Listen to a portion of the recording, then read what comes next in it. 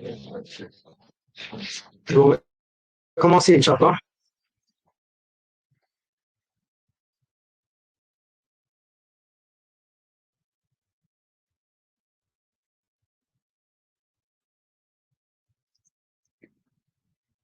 Alors,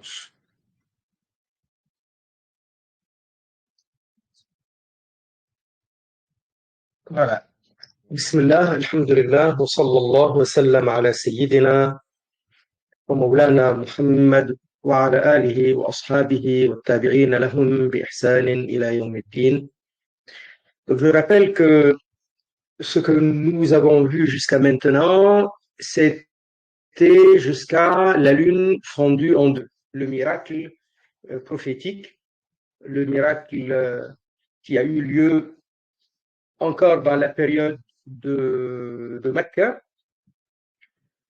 comme l'Isra ou al-Mi'raj, comme le voyage nocturne donc, et la question de à quel moment la lune a été fondue en deux pour le prophète alayhi salatu wassalam, il y a quelques divergences. Le plus probable, c'est comme on le sait d'après un hadith qui est dans Sahih al-Bukhari, que Sayyida Aisha radiallahu anha, elle a dit que les versets de Surat Al-Qamar, la lune, Tarabat as-sa'atu wa inshaqa al-qamar, donc l'heure du jour dernier s'est approchée, donc c'est maintenant près, et la lune a été fondue en deux. Elle dit que j'étais gamine, j'étais jeune enfant, je jouais encore avec les poupées quand c'est arrivé.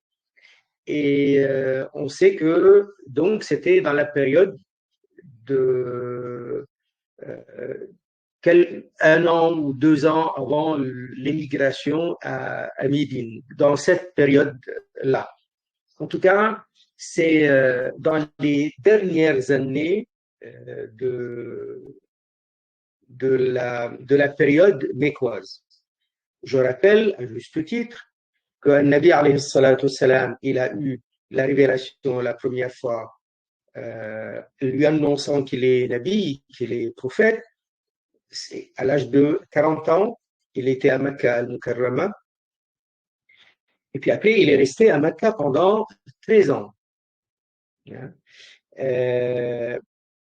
10 ans depuis le début de la Bi'asa, ça veut dire l'envoi, le début de la mission prophétique. Al-Bi'asa, ça veut dire il a été envoyé en tant que prophète, alayhi salatu wassalam. Ça, c'était 10 ans après, donc quand il avait 50 ans, c'était cette date-là où le prophète alayhi salatu wassalam était sorti de l'embargo qui avait duré 3 ans. L'embargo, ils étaient confinés, ils ne pouvaient pas avoir de relations commerciales ou quoi que ce soit d'autre avec le restant des Quraysh. Ils se trouvaient dans ce qu'on appelle le Sha'b de Abu Talib. Le Sha'b, je rappelle que c'est le passage entre deux montagnes. C'était un quartier où habitait Abu Talib, l'oncle paternel du prophète alayhi salatu wassalam. Donc les musulmans, mais aussi les Banu Hashim et les Banu Muttalib, donc le clan des Hashimi, qui est le clan du prophète alayhi salatu wassalam, et le clan des Muttalibi, qui est le clan cousin, comme ils étaient tous d'accord à protéger le prophète alayhi salatu wassalam, et beaucoup d'entre eux étaient des mécréants, mais ils ne voulaient pas laisser les mécréants toucher au prophète alayhi salatu wassalam, ou lui faire du mal, ou lui parler mal. Donc, les autres Quraysh, ils avaient décidé de les boycotter, et ça a duré 3 ans. Donc, à l'âge de 50 ans, 10 ans donc après le début de la mission prophétique, donc 10 ans après le début de la Bi'asa, le prophète alayhi salatu wassalam a été délivré avec les Hashimi, les Muttalibi de ce boycott, de cet embargo. Et donc, de nouveau, il retrouve sa liberté d'action. Voilà. Mais quand même, au cours de cette année, il va y avoir le décès d'Abu Talib, qui était le grand dignitaire des Banu Hashim et qui arrivait, de par sa prestance, de par son importance, son leadership parmi les Hashimi et parmi les Muttalibi, lorsqu'il ordonnait, lorsqu'il disait on va protéger notre enfant Muhammad alayhi salatu salam, de tout le monde des Hashimi et des Muttalibi, il l'écoutait. Mais voilà, le vieux Abu Talib est mort. Il n'était pas, malheureusement pour lui, il ne s'était pas converti à l'islam. Et peu de temps après, Sayyida Khadija, l'épouse de Rasulullah alayhi salatu salam, et à cette époque, il n'était marié qu'à elle. Il n'avait pas d'autres épouses. Elle est décédée, elle également. Tout ça, c'est au cours de l'année 10, depuis le début de la Ba'sa. Donc, suite à cela, la même année, donc elle, Sayyida Khadija, est décédée pendant Ramadan. Et ça, c'est après Abu Talib, 3 mois à peu près après Abu Talib. Et Shawwal, juste après, le mois de Ramadan, le mois du décès de Sayyida Khadija radiallahu anha. Et le prophète alayhi salatu salam, pendant le mois de Shawwal, il y a eu 3 événements importants. Deux événements qui sont importants pour nous, malgré tout, mais c'est de la vie personnelle du prophète alayhi salatu salam. Il s'est remarié. Il s'est marié avec Sayyida Saouda bint Zama'a. Voilà. Et il s'est marié avec Sayyida Aïcha radiallahu anha. Bien entendu, le mariage avec Sayyida Zama'a était veuve, elle était d'un certain âge, elle était voilà, donc elle était un peu âgée. Elle n'était pas vieille dans le sens de la vieillesse, mais elle était d'un certain âge. Et il s'est marié avec Sayyida Aïcha. Par contre, Sayyida Aïcha était très jeune. À ce moment-là, elle devait avoir entre 6 et 7 ans lunaires. Et bien sûr, un mariage comme celui-ci, c'est uniquement le contrat. Elle n'avait pas vécu avec lui à ce moment. Elle était encore chez ses parents. Et il y a un troisième événement très important pendant ce mois de Shawwal. Le prophète sallallahu alayhi wa sallam était parti essayer de convaincre les Thaqif. On a parlé de tout ça les semaines dernières, mais c'était juste pour faire un petit peu le rappel. Donc, les Thaqif, c'est la tribu des Thaqif qui peuplait la ville de Taif. On avait vu sur les cartes également où ça se trouve, également quelques détails sur ce voyage qui était particulièrement éprouvant pour le prophète sallallahu alayhi wa sallam, car les Thaqif, et pourtant il est resté chez eux une dizaine de jours, ils étaient odieux, ils étaient méchants, ils étaient voilà, ils étaient très mauvais envers le prophète alayhi salatu wassalam. Et donc le prophète il repart et sur son chemin de retour, on avait donné les détails par rapport à son invocation célèbre et par rapport à sa rencontre avec les djinns et également lorsque l'ange des montagnes était venu lui dire Allah m'a autorisé à obéir à tes ordres, si tu veux, je vais abattre les montagnes de Mecca sur les Quraysh. Et le prophète alayhi salatu wassalam a refusé cette proposition. Le prophète alayhi salatu wassalam, il retourne donc à Mecca. Là, on est dans le mois de Shawwal, toujours le mois de Shawwal de l'an 10 depuis le début de la Ba'sa. Donc, on est encore plus de 3 ans avant l'émigration à Médine. Très bien. Et la situation à Mecca, elle était très difficile. Elle était encore truffée de dangers pour le prophète alayhi salatu wassalam et pour les Sahaba radiallahu ta'ala anhum. Bref, le prophète, alayhi salatu wassalam, il va continuer donc à rencontrer les Sahaba, à essayer de faire son maximum, et il ne manquait aucune occasion lorsqu'il voyait des gens venir à Mecca pour Al-Umrah ou pour Al-Hajj ou des dignitaires, il allait à leur rencontre, mais très souvent, c'était difficile car les gens avaient beaucoup d'estime et beaucoup de crainte parfois de Quraysh, des représailles de la part des Quraysh qui n'acceptaient absolument pas qu'on vienne rencontrer le prophète alayhi salatu wassalam. Donc, il va y arriver à cette période, a priori, parce qu'il y a une divergence, euh, le voyage nocturne à l'Isra ou al-Mi'raj, a priori, donc c'est cette période, il va partir à Jérusalem, il va partir depuis Jérusalem, il va monter dans les cieux, il va retourner.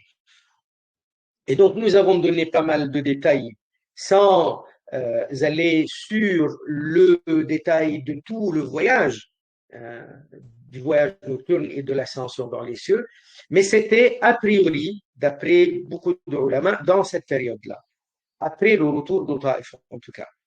Et, euh, et également la lune fondue en deux, dans cette période également.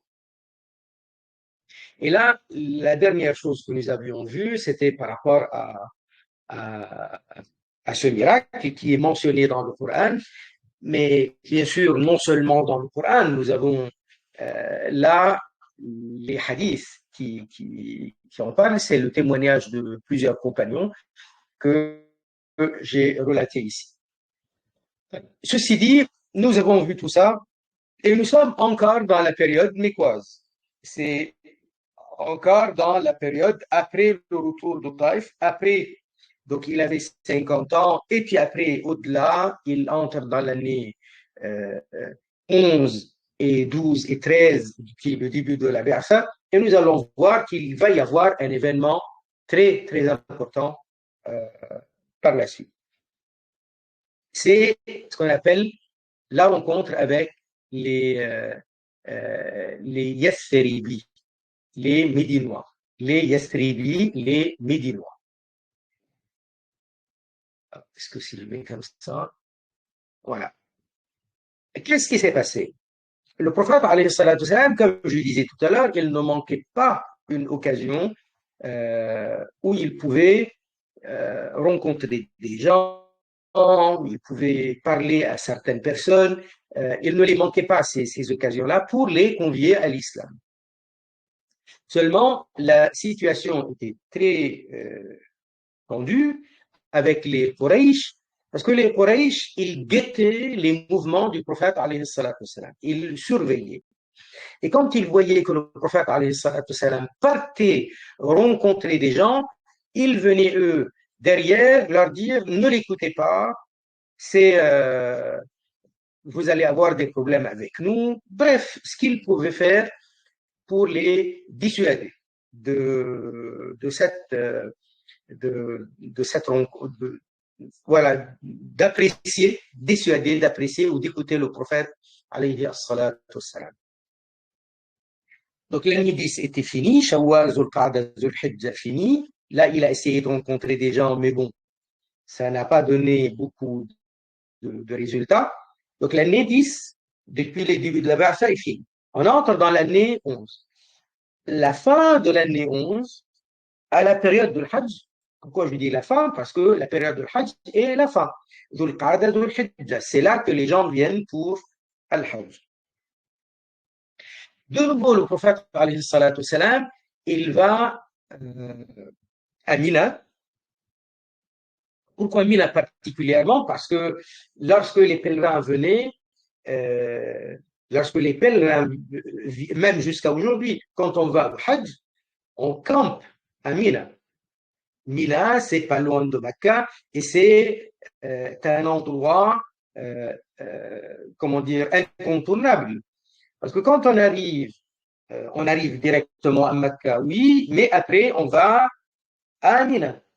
Mina, on y va le 8e jour de Zulhijja. On appelle ça le jour de Tarwiyah. Et de là, on va attendre jusqu'au 9, le lendemain, le jour de Arafat, et c'est là qu'on va se diriger de Mina et on va à Arafat. Voilà. Arafat, c'est le 9. Une fois qu'on a fini la journée du 9, le jour de l'Hajj, après le Maghreb, on quitte Mina et on va à Muzdalifa. Et de Muzdalifa à Muzdalifa, on va passer la nuit jusqu'au lendemain matin. Le lendemain matin, c'est le 10, c'est le jour de l'Aïd. Donc, le jour de l'Aïd, on va à Mina de nouveau. Et c'est à Mina qu'on va faire l'abattage, euh, on va faire lancer Jamratul Aqaba, les 7 cailloux, dans un des bassins qu'on appelle Jamratul Aqaba, qui est le troisième bassin, qui est le plus proche de Makkah. Et après, on va faire l'abattage du sacrifice qu'on avait avec nous. Et après cela, on va couper les cheveux, on va se couper les cheveux. Et puis après, Mina, donc, après avoir fini tout ça à Mina, on va partir à Mecca pour faire le tawaf. Tawaf al-Ifada, qui est le tawaf pilier du pèlerinage. Suite à cela, on va faire aussi un sa'i entre As-Safa et Al-Marwa. Et encore de nouveau, on va repartir à Mina. Vous voyez, Mina, on va y passer 1, 2 nuits ou 3 nuits. Et chaque jour, on va aller lancer les 3 jamarat, c'est-à-dire les 3 bassins, petite, moyenne et grande. On va lancer à chaque fois 7 cailloux. Donc, le passage à Mina, il est incontournable. On voit bien qu'on y va le 8, puis après, on y revient le 10. Et puis après, on va revenir la nuit, la veille du 11, 12 et 13 de Zulhijjah. Donc le prophète, alayhi salatu salam, il allait à Mina, là où il y a les groupements de tentes, parce que les gens, ils venaient de telle tribu, de tel coin, de tel endroit, de telle ville, et ils se retrouvent ensemble. Et alors, il essaye de les rencontrer. L'année 11, depuis le début de la Ba'sa, à compter depuis le début de la Ba'sa, la rencontre a été faite avec 6 hommes de Yathrib. Yathrib, c'est l'ancien nom de Médine. On l'appelait Yathrib. Jusque-là, on ne l'appelait pas Médine. On l'a appelé Médine lorsque le prophète, alayhi salatu salam, s'y était rendu pour s'y établir et dans le voyage de l'immigration, et il s'y est installé. Depuis, le prophète, alayhi salatu salam, il est donc le principal personnage de cette ville. Alors, on l'a appelé Madinatun Nabi, la ville du prophète. Et depuis, donc, la transformation en français, on dit Médine. Mais Al-Madina, Al-Madina Al-Munawwara, Madinatun Nabi, alayhi salatu salam, et on l'appelle Taïba et Taba. Tout ça, c'est en référence à l'arrivée du prophète sallallahu alayhi wa sallam. Donc, il va rencontrer 6 hommes de Yathrib. Il va leur parler. Il va se rendre compte qu'ils sont des Khazraj et certains d'entre eux sont de Banu Najjar, le clan des Najjar de Yathrib. Et le clan des Najjar, c'est un clan qui a un lien de parenté avec le prophète alayhi salatu wassalam. Car son arrière-grand-mère, la mère d'Abdul Muttalib, le grand-père du prophète, alayhi salatu wassalam. La mère de Abdul Muttalib, donc l'arrière-grand-mère du prophète, alayhi salatu wassalam, était des Banu Najjar de Yathrib, de ce qu'on appelle les Khazraj de Yathrib. Et le prophète, alayhi salatu wassalam, il s'était rendu avec sa mère, Sayyida Amina, quand il avait 6 ans, 7 ans. Il était parti avec sa mère, Sayyida Amina, pour rendre visite à cette famille qui est la famille de son arrière-grand-mère. Et de retour de ce voyage, le prophète, alayhi salatu wassalam, à mi-chemin entre Médine, donc Yathrib et Makkah, il avait perdu sa mère, elle est décédée en chemin. Donc, à un endroit qui s'appelle euh, euh, Allahumma salli ala Sayyidina Muhammad. Donc, c'est pas loin de Juhfa. Comment? Pas loin de là où il y a actuellement le miqat qu'on appelle Al-Juhfa. Al-Juhfa, c'est un miqat, c'est parmi les miqats quand on va partir en ihram dans Mecca. Mais la ville elle-même, là où elle n'est pas dans la ville, elle est dans la campagne, dans un endroit montagneux à côté de Al-Abwa. Donc ça, euh, donc le prophète alayhi salatu salam, était déjà parti là-bas. Et son père, Abdullah, avant sa naissance, il était parti en voyage pour faire du commerce.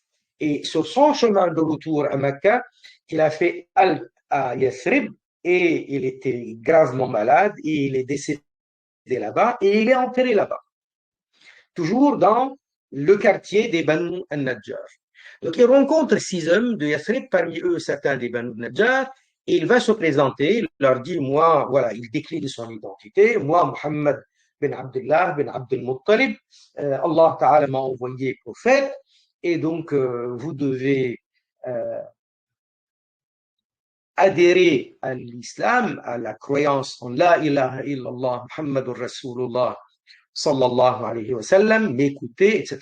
Et ils ont accepté, ce qui est, ce qui est une particularité de ces 6 hommes. Ils ont accepté, ils ont adhéré à la fin. Parmi eux, il y avait Sayyiduna Abu Ayyub al-Ansari, radiallahu ta'ala.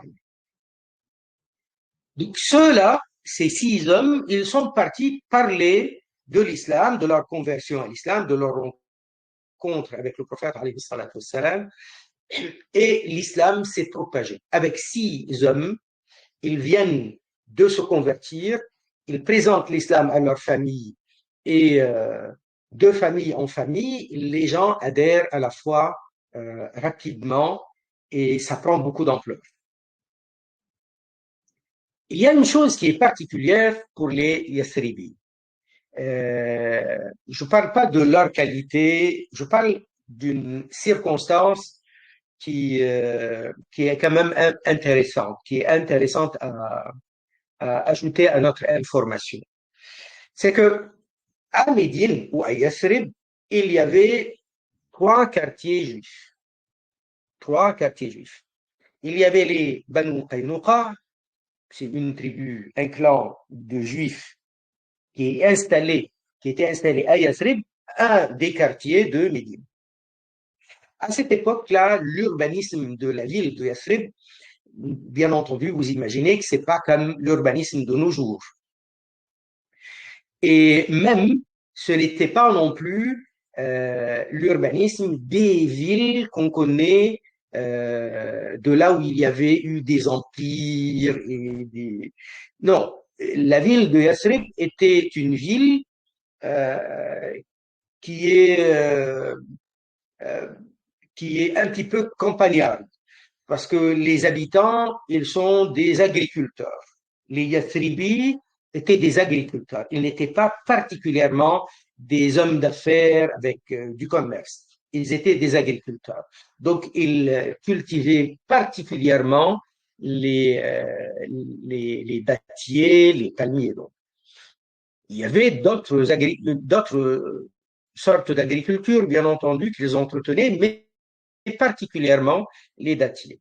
Et donc, ils habitaient dans des quartiers. Les quartiers représentaient des grandes familles, des clans. Et donc, ils avaient leurs habitations, ils avaient donc les ruelles entre les maisons. Et puis après, il y avait entre quartier et quartier beaucoup de palmiers, beaucoup de vergers.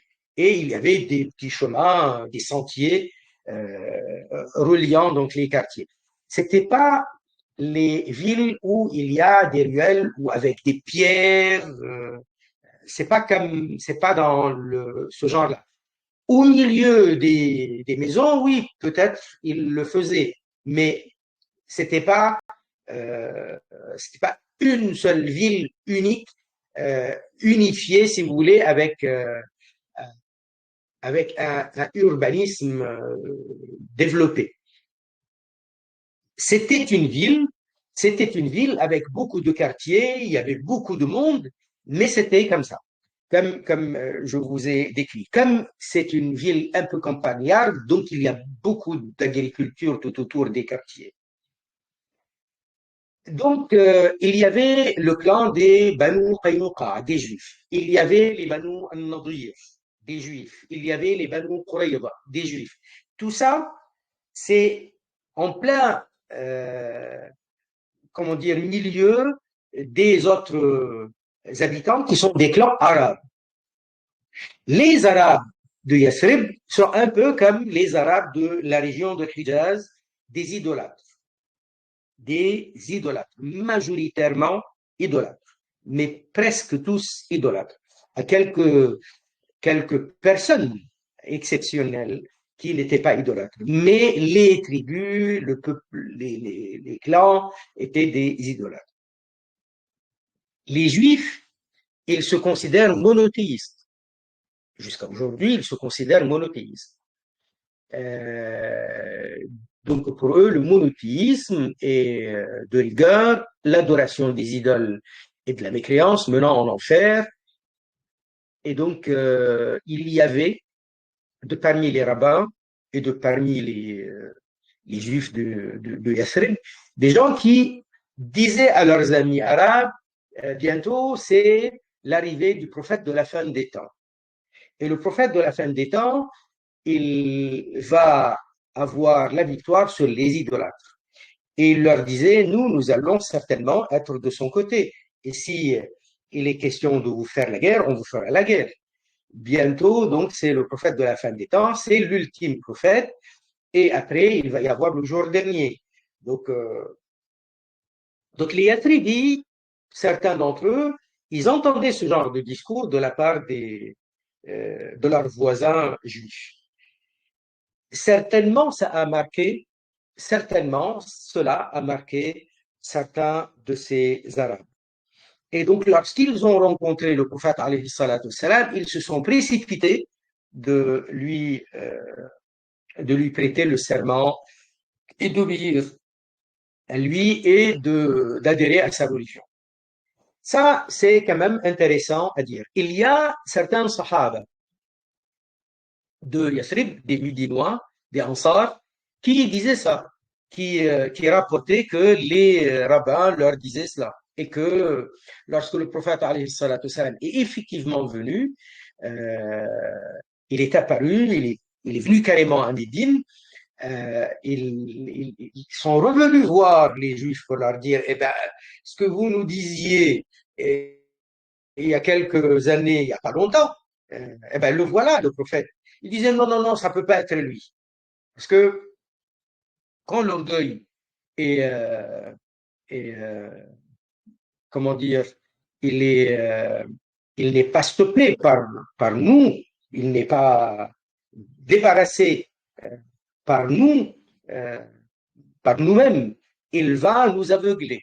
Donc, le même orgueil qui avait aveuglé Satan, alors qu'il connaît bien la vérité, il savait parfaitement qu'il devait se prosterner pour Adam et obéir à l'ordre d'Allah Azza wa Jal, mais l'orgueil était plus fort. Et donc, il n'a pas obéi à la raison et à l'appel de la pureté, mais il a obéi plutôt à l'orgueil. Il s'est laissé emporter par l'aveuglement de l'orgueil. Et c'était le cas de beaucoup de juifs de Yathrib. Donc voilà, l'islam s'est propagé. Qu'est-ce qui s'est passé par la suite? Pendant toute cette année-là, donc on est fin 11 depuis le début de la Ba'atha, donc Zulqa'da, Zulhijja, elle est finie. L'année lunaire est finie et on va entrer dans Muharram. Muharram, Safar et encore 12 mois. Euh, Pendant les 12 mois, il y a l'islam qui, euh, qui se propageait rapidement parmi les Yathribis. Et certains d'entre eux, quand ils pouvaient, parce que c'est quand même un long voyage, ils venaient de Yathrib jusqu'à Mecca pour rencontrer le prophète alayhi salatu wassalam. Il y a eu quelques cas. Et en attendant, la rencontre avec les Yathribis de nouveau à l'occasion de Hajj. Et cette fois-ci, ils étaient plus. Ils étaient 12 à venir et c'était 12 hommes. Et cette fois-ci, ils ont carrément, pas seulement donc ils ont parlé avec le prophète, mais ils lui ont prêté le serment d'allégeance qu'on appelle Bay'atu al-Nisa. Bay'at al-Nisa. La bay'a des femmes. Ils étaient 12 hommes, il n'y avait pas de femmes avec, mais ils lui ont prêté le serment qui est appelé dans les livres de Sira la bay'a des femmes. Pourquoi on l'appelle la bay'a des femmes? Parce que les termes de cette bay'a, c'est exactement les mêmes termes que nous connaissons dans le Coran, lorsque Allah Azzawajal, il a ordonné dans le Coran aux femmes de prêter serment d'allégeance au prophète alayhi salatu salam. Ça, c'est en arrivant, lorsque le prophète était arrivé à Médine, et donc qu'elles ne commettaient pas de shirk, qu'elles ne tuent pas leurs enfants, qu'elles ne commettent pas zina, des choses de cet ordre-là. Donc on a appelé ça Bay'atul Nisa. Et on l'a appelé aussi Bay'atul Nisa parce que dans les termes de ce serment d'allégeance, il n'y a rien de guerrier, si vous voulez. Bon, bref, il y a plusieurs explications, mais notamment, c'est que les termes de ce serment d'allégeance sont les mêmes termes que ce qu'Allah a ordonné aux femmes dans le Coran al-Karim quand elles prêtaient le serment d'allégeance au prophète sallallahu alayhi wa sallam. Donc, un serment d'allégeance carrément. Et ils sont repartis, et là, ils ont demandé au prophète alayhi salatu salam d'envoyer avec eux quelqu'un de Mecca, quelqu'un des compagnons de Mecca pour leur apprendre le Coran et pour propulser, pour donner un coup comment dire, euh, une force encore, un coup de pouce, ou même plus qu'un coup de pouce, à la da'wa, donc à la propagation de l'appel à l'islam dans Yathrib. Et il avait envoyé avec eux Sayyiduna Mus'ab bin Umayr. Voilà, une impulsion. Donc, avec eux, donc, le prophète, alayhi salatu salam, il a envoyé avec eux Sayyiduna Mus'ab bin Umayr. Mus'ab bin Umayr, celui-ci, était un jeune de Quraysh. Et le prophète, alayhi salatu salam, il témoigne de sa qualité. Il a dit, de tous les Quraysh, le jeune qu'on voyait le plus choyé par ses parents, le plus,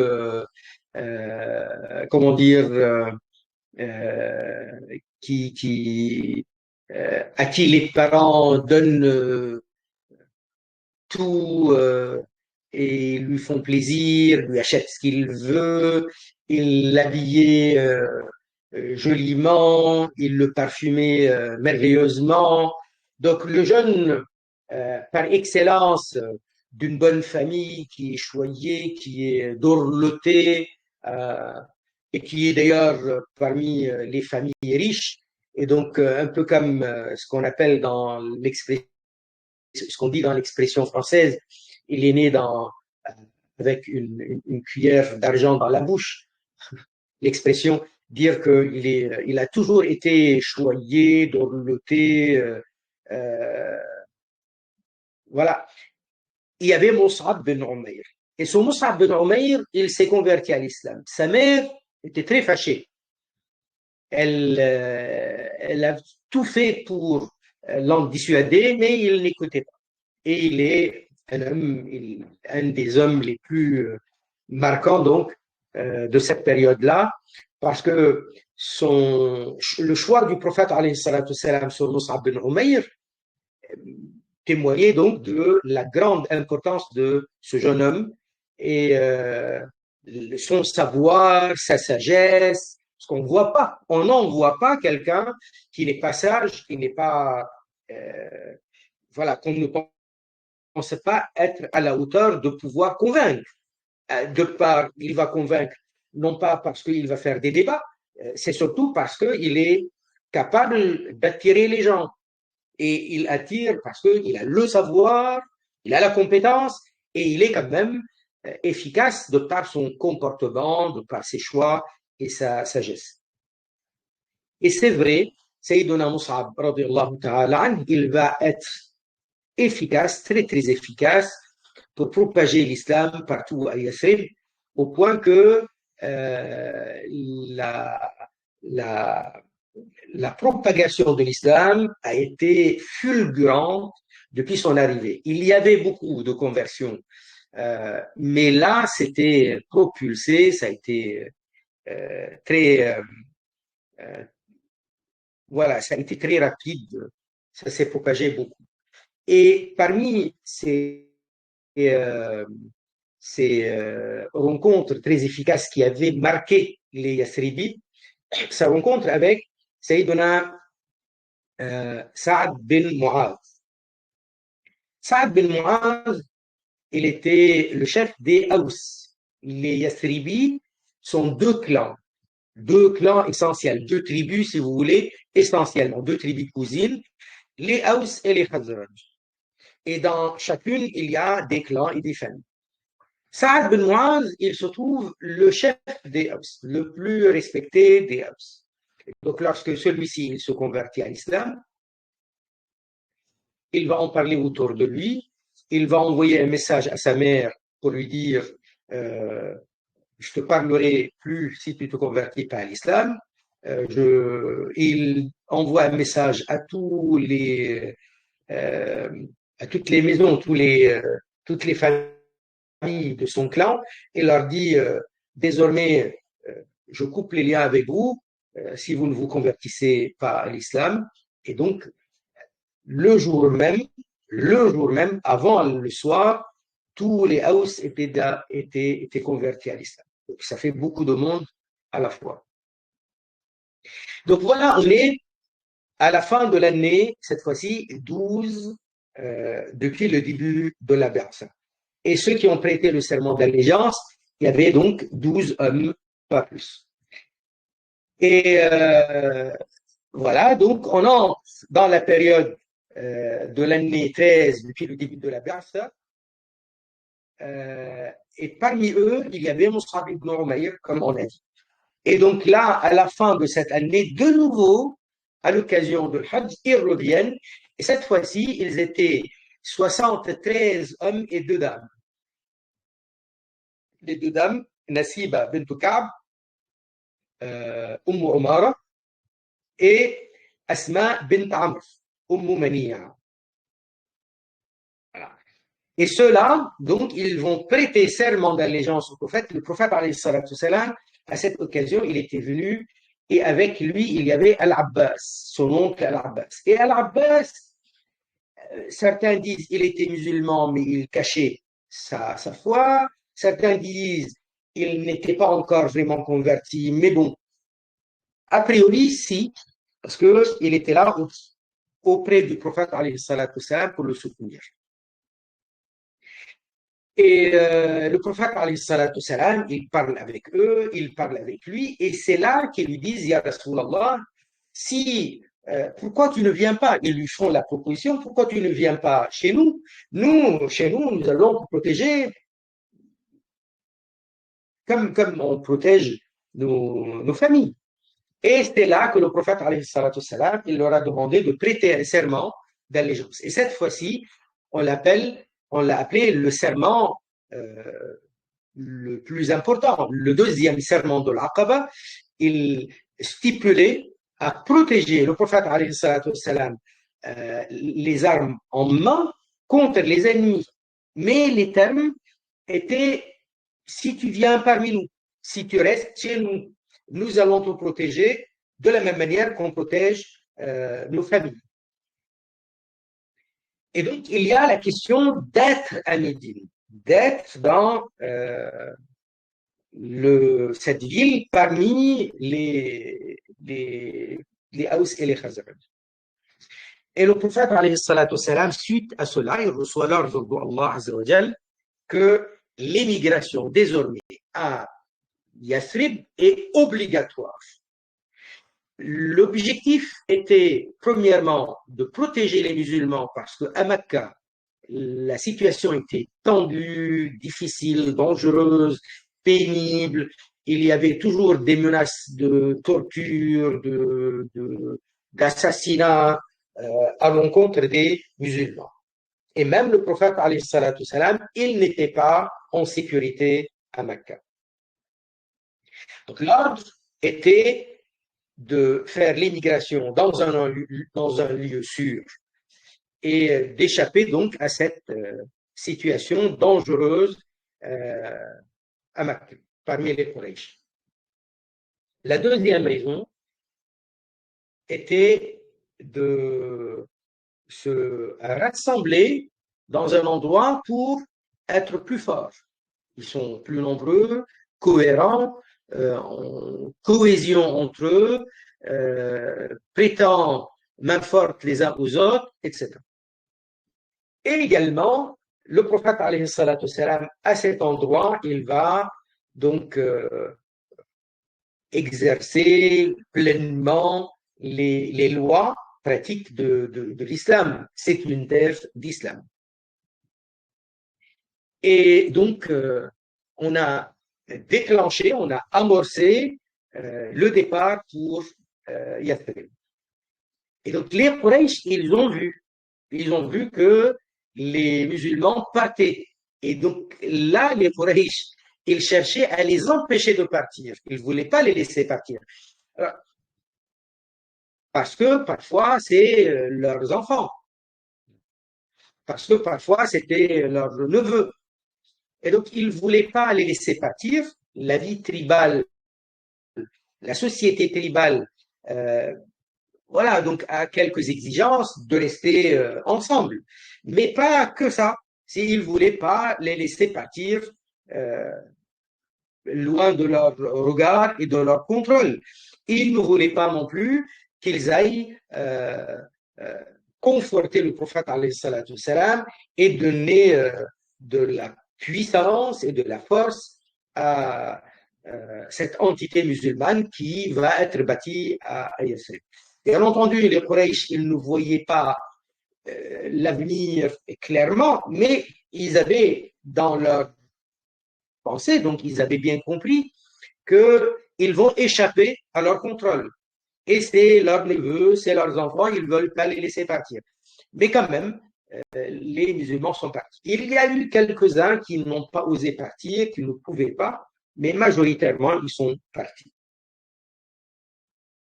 Et le prophète, alayhi salatu salam, avait reporté quelques jours son départ à lui pour qu'il parte plus tranquillement et plus sereinement, certainement après le départ de pratiquement tous les musulmans de Quraysh. Il reste comme un guide, comme le leader, comme le commandant, il reste donc à l'arrière pour surveiller, pour contrôler ce qu'il peut contrôler de ses troupes. Et pour assurer leurs arrières et également pour que son départ soit bien préparé, bien planifié, car son départ à lui n'est pas comme le départ des autres, quoique le départ des autres était sous menace parfois, mais le départ du prophète alayhi salatu salam allait être particulièrement important et dangereux, et les mécréants de Quraysh, ils vont s'y opposer et ils cherchent à non seulement le freiner, mais à l'arrêter et peut-être même le tuer. Donc voilà. Donc on arrive à l'année 13 qui est le début de la Ba'sa. Ici, on a une image je l'ai pu mettre des images plus récentes. Cet endroit-là, c'est en fait une petite mosquée. C'est une construction d'une mosquée. Cette mosquée, elle est construite de l'époque abbasside. Elle n'est pas récente. Cette construction-là que vous voyez, elle est vieille de plus de 1200 ans. Mais on ne peut pas y accéder. Les Saoudiens, ils ont barricadé tout autour avec des, euh, des haies de fer. Vous voyez, donc on ne peut pas entrer, mais on peut venir tout autour. Celle-là, elle a été construite, cette mosquée, à l'époque des Abbassides, pour donc rappeler qu'à cet endroit, les Yathribis sont venus prêter serment d'allégeance au prophète alayhi salatu salam. D'ailleurs, ça s'appelle Masjid al-Bay'a. Vous voyez les montagnes, mais ça c'est les montagnes de Mina. Là, on est en plein Mina. Et ce que vous voyez comme bâtiment blanc, là, ce bâtiment blanc, c'est pas un bâtiment où on habite. En fait, ça c'est c'est une structure pour à utiliser pour monter, pour accéder au pont qui relie les trois Jamarat. Donc là-bas, donc il y a les trois Jamarat, un peu plus loin dans l'image. Mais on ne voit pas les trois Jamarat, mais on voit cette structure blanche. Il n'y a pas d'habitation, il n'y a pas de ville à Mina. C'est un lieu où il n'y a pas de ville, de village. Donc, ce qu'on voit, c'est par rapport donc à l'arrivée sur les ponts, il y a plusieurs ponts qui ont été construits par les Saoudiens les dernières années pour faciliter et désengorger les passages entre les trois Jamarat. Donc, ce qui est écrit ici dans l'encadré, ils disent que les gens de la Bay'a, ceux qui ont prêté serment d'allégeance la première année, donc l'année 12, ils sont retournés à Médine, à Yathrib, et avec eux, il y avait Mus'ab ibn Umayr, comme je vous l'avais raconté. Et Mus'ab ibn Umayr avait la charge de leur apprendre le Coran, de leur apprendre l'islam. Voilà. Et puis après, à la fin de cette année, donc on entre dans on était dans l'année 13 depuis le début de la Barça. Il retourne et avec lui 73 hommes et 2 femmes. Nasiba bint Ka'b Umara et Asma bint Amr bin Adi Mani'. Et il y a eu la seconde bay'a de Al-Aqaba. Alors que la première, on l'a appelée Bay'atul Nisa, la bay'a des femmes. La deuxième, la seconde, on l'a appelée Bay'atul Harb, le serment guerrier. Parce que le prophète, quand il leur a dit, mais est-ce que vous nous protégerez, etc., ils lui ont dit,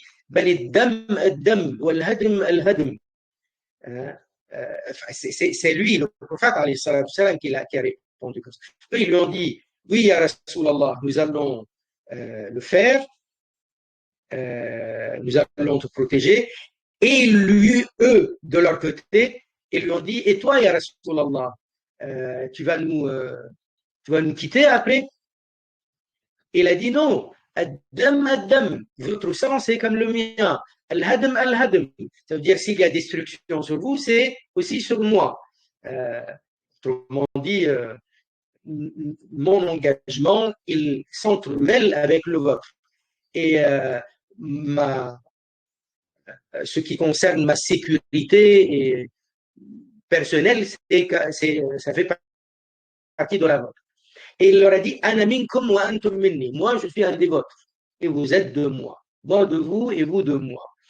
Uharibu man harabtum. Je ferai la guerre à qui vous ferez la guerre. Wa usalimu man salamtum. Et je ferai la paix à qui vous ferez la paix.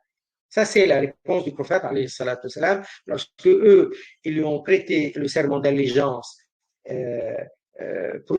promettant de le protéger, s'engageant à le protéger, et ils lui ont posé la question, et tu vas nous laisser, ya Rasulallah? Et il leur a répondu comme ça. Et le premier, ou parmi les premiers à, à attraper la main du prophète salam, pour le serment d'allégeance, il y avait As'ad bin Zurara, Abu Haytham ibn Tayhan, Al-Bara bin Ma'rour. Ça, c'est les trois premiers, et puis après le reste. Et le prophète sallallahu alayhi wa sallam, il avait demandé ce jour-là de choisir, de sélectionner, d'élire, si vous voulez, 12 représentants. C'est celui qui est muntaqab, c'est-à-dire celui qui est élu, qui est choisi, sélectionné. 12, afin qu'il soit représentant et qu'il soit, comment dire, pas seulement représentant, qu'il ait donc la responsabilité concernant son. Parce qu'il y a plusieurs clans, des tribus de Nasré. Et donc, il choisissait, sélectionnait et 12 représentants. Chacun de ces représentants, il va avoir un rôle de responsable par rapport à son clan. Et donc, ils avaient ce jour-là donc sélectionné, élu 9 Khazraji et 3 Aus. Ça se comprend parce que les Khazraji, ils sont très nombreux, les Aus, ils sont les moins nombreux. Et donc, ils retournent à Yasrib. Et là, on est la fin de l'année 13, hein, depuis le début de la Barça. La fin de l'année 13, depuis le début de la Barça. Et l'émigration va s'enclencher. Et ils vont partir les uns après les autres, les Quraysh, les musulmans de Mecca. Et certains, ils partent en cachette, certains partaient en cachette, et d'autres au grand jour, comme Sayyidina Omar, radiallahu ta'ala. Et le prophète, il allait les rejoindre un peu plus tard, mais c'était pas tout de suite, parce qu'il va laisser s'écouler le mois de Muharram, le mois de Safar, et puis après, Rabi al-Awwal, il va les rejoindre. Et il va arriver, a priori, le 12 Rabi al-Awwal, comme le jour de sa naissance, alayhi as-salatu wassalam. Voilà. Et donc là, on a un résumé, un tableau résumé par rapport aux deux bay'as. La bay'a à la fin de l'année 12 et la bay'a à la fin de l'année 13. Donc la première bay'a, la bay'a des femmes, c'est donc à l'occasion du Hajj de l'année 12, puis le début de la Ba'sa, ce qui correspond en grégorien à l'année 621. 621. Et il y avait 12 hommes, aucune femme, 2 Aous et 10 parmi les Khazraj. Et là, on a le hadith qui parle de cela. Quels sont les termes de cette bay'a? D'après Sayyiduna Ubad ibn Samit qui était présent, il a dit: nous avons prêté serment d'allégeance à Rasulullah sallallahu alayhi wa sallam à la sam'i wa ta'a. Ça veut dire, nous nous engageons à écouter et obéir. Fil manshati wal makra, que l'on soit en forme ou que l'on soit dans la difficulté. Ça, c'est rapporté par Al-Bukhari. Et ça, c'est essentiellement ça. Mais il n'y a pas que ça. Alors, il dit, on l'a appelé Bay'atun Nisa.